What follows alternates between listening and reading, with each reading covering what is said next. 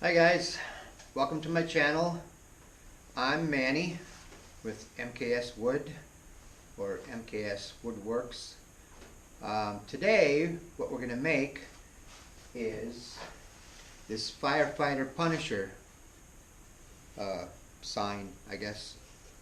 Not sure how I'm going to paint this. I'm thinking maybe red on the Firefighter here and just fill in all this with black and then leave everything else burnt. So there's some fine lines in here. I think I'm going to paint those black over here and here. Paint that black, paint this black,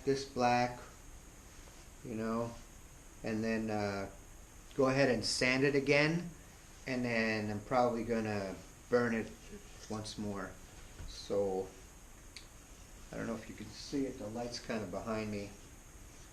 So if you want to see how I made this, stick around and you'll see.